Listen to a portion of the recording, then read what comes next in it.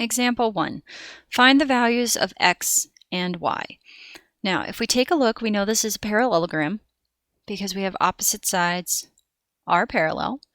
So if it's a parallelogram, I know that opposite sides are congruent.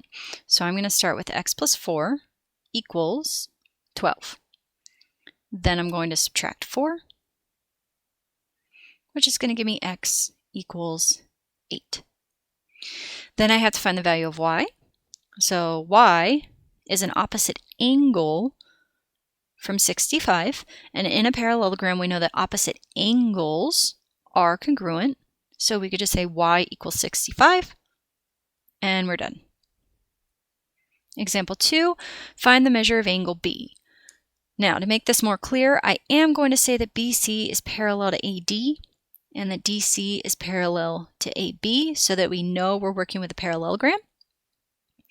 If I'm trying to find the measure of angle B, I have the measure of angle A. These are consecutive angles, and we know that consecutive angles have to add to 180 degrees.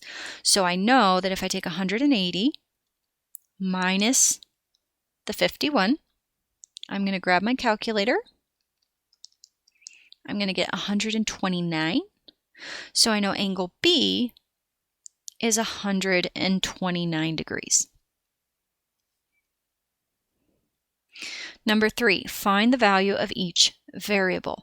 Now, once again, just to be a little bit more clear, I'm going to mark opposite sides parallel so that we know we're working with a parallelogram.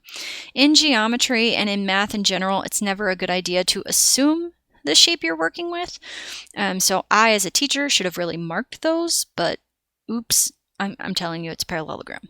Okay, now if this is a parallelogram, it looks like we're dealing with diagonals, and we know that diagonals cut each other in half, or they bisect each other.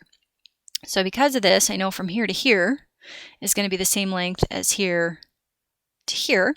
So we can say 2u plus 2 equals 5u minus 10.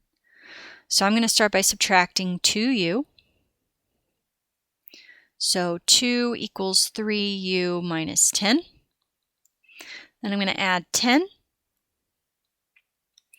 So 12 equals 3u. Then I'm going to divide by 3. So 4 equals u.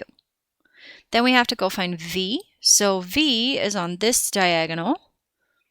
And again, I know they cut each other in half. So I can say v over 3 is equal to 6.